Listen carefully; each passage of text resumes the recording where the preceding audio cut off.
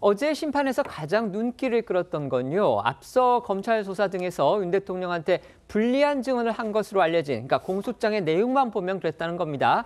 이 군 전직 장성들이 일부 진술을 번복하거나 또는 아예 부인했다는 겁니다. 네, 첫 번째 증언대에 선 사람은 이진우 전 수도방위 사령관이었습니다.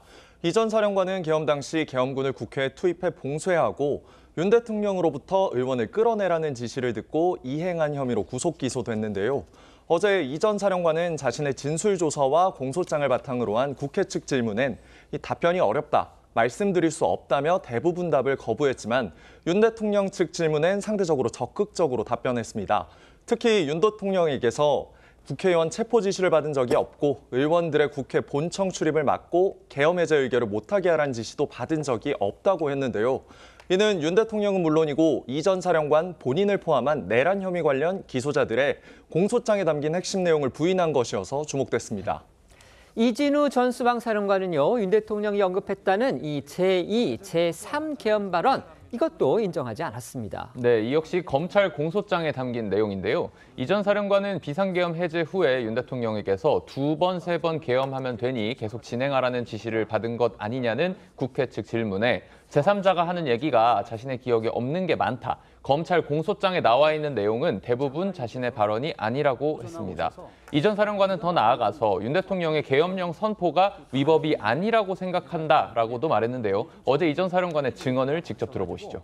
제가 그때 아마 출동 시에 장관이나 대통령으로부터 국회로 가서 국회의원들의 본관 출입을 막고 계엄 해제 요구 의결을 못하게 하라 이런 지시는 받은 바 없죠. 출동 시에 없습니다. 대통령 국방부 장관으로부터 누군가를 체포하라는 지시를 받은 사실이 있습니까? 없고 그다음에 그것은 더 이상 답변드리지 않겠습니다. 예, 알겠습니다. 대통령이 총을 쏴서라도 국회의원을 끌어내는 임무를 수행하라고 지시했죠. 답변드리기 제한됩니다.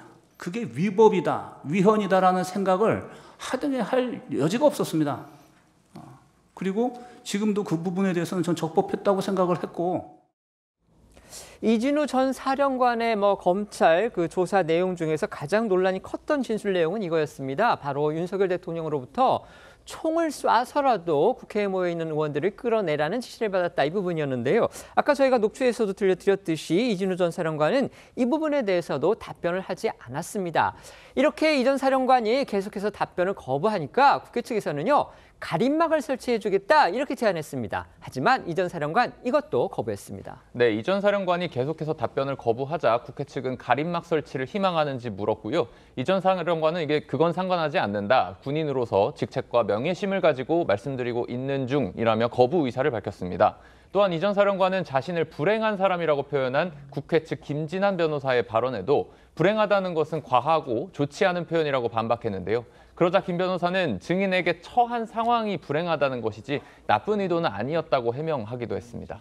지난 김용현 전 장관 증언 때와 달리요, 윤석열 대통령은 어제는 증인들에 대해서 직접 신문하지를 못했습니다. 재판부가 그렇게 결정을 했기 때문입니다. 네, 이 문형배 헌재 소장 권한 대행은요, 이 직접 신문 불가에 대해서 이건 평일을 거친 재판관 전원의 일치된 의견이라면서 이 증인에 대한 신문은 양측 대리만 하는 것으로 정했다, 이렇게 밝혔습니다.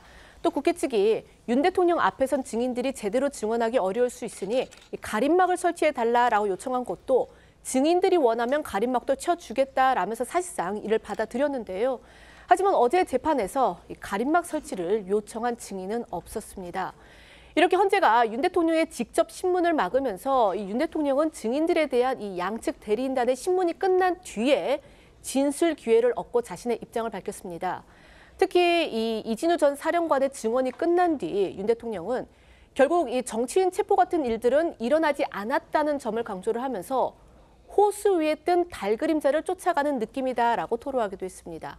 윤 대통령의 목소리 들어보시겠습니다. 이번 그 사건을 보면은 실제 아무런 일도 일어나지 않았는데 뭐 지시를 했니, 지시를 받았니, 뭐 이런 얘기들이 마치 어떤 호수 위에 떠 있는 달 그림자 같은 거를 쫓아가는 그런 느낌을 좀 많이 받았고요. 상식에 근거해서 본다면은 아마 이 사안의 실체가 어떤 건지 잘 알 수 있지 않겠나. 이진우 전 사령관에 이어서 두 번째 증인으로 나온 사람은 여인형 전 방첩사령관이었습니다. 여 전 사령관은요, 정치인 체포 지시 같은 이 민감한 질문에 대해서는 답변을 피했습니다. 아시다시피 여 전 사령관은 윤 대통령하고 또 김용현 전 장관하고 같은 충암고의 직속 후배입니다. 야당으로부터 일찍부터 일명 충암파로 비판을 받아왔던 그런 인물입니다. 네, 여인영 전 사령관은 정치인 체포와 선관위 장악 등을 주도한 혐의를 받고 있습니다. 말씀하신 것처럼 여 전 사령관은 대부분의 질문에 답을 하지 않고 회피하는 모습을 보였습니다. 형사재판을 위한 방어 전략이란 해석도 나오는데요. 다만 여 전 사령관은 윤 대통령이 아닌 김용현 전 장관으로부터 정치인 체포 지시를 받았다는 공소장 내용과 관련해선 장관에게서 지시받은 것이 있지만 제가 부하들에게 이야기한 것과 부하들이 각각 지시, 전파한 부분이 조금씩 다르다고 했고 체포명단과 관련해선 체포명단, 검거명단 등은 습관적으로 나오는 말이라며 군인은 훈련받은 사람이고 간명하게 말하도록 훈련돼 있는 사람이니 군인이 갖고 있는 특성부터 이해해야 한다고 했습니다. 여 전 사령관 이재명, 한동훈, 우원식 등 이른바 정치인 체포 명단을 폭로했던 홍장원 전 국정원 1차장의 인터뷰 상식적이지 않다. 또 이렇게 비판적인 시각을 보였습니다. 네, 계엄 당일에 정치인 위치 파악을 요청했다는 홍장원 전 국정원 1차장의 주장을 부인한 건데요. 여 전 사령관은 자신이 정치인 체포 명단을 불러줬다고 했던 홍 전 1차장의 인터뷰가 사실 상식적으로 이상하다고 했고 계엄 당일 선관위에 방첩사 요원들을 보냈지만 김 전 장관의 지시였을 뿐 대통령 지시사항이라고 한 적은 없다고 했습니다. 관련 목소리 들어보시죠. 지시에 관한 부분이 어떻게 전파되고 어떻게 되는지는 재판장님 죄송하지만 형사재판에 관한 사항이라 제가 진술을 자세히 할 수 없습니다. 체포 명단이라는 말을 쓰시지 않았지요? 체포 명단, 검거 명단 습관적으로 나오는 말들이 저는 상당히 많다고 생각합니다. 그래서 형사재판에서 엄격히 다뤄야 된다고 제가 합리적으로 말씀을 드리는 겁니다. 지난 4차 변론기일에 나왔던 김용현 전 국방부 장관도요. 당시의 증언을 통해서 윤 대통령으로부터 정치인 체포 지시는 받은 적이 없다 이렇게 주장했었습니다. 이렇게 되면 국방부 장관도 방첩사령관도 결국 윤 대통령으로부터 직접 정치인 체포 지시를 받은 적이 없다. 지금 이런 얘기가 되는 겁니다. 이 부분은 앞으로의 형사재판에서도 상당한 공방이 예상됩니다. 그렇습니다. 핵심 증인들이 출석한 어제 재판에서도요. 정치인 체포나 국회 의결 방해와 관련해서 윤 대통령으로부터 직접적으로 명확한 지시를 받았다는 증언은 나오지 않았습니다.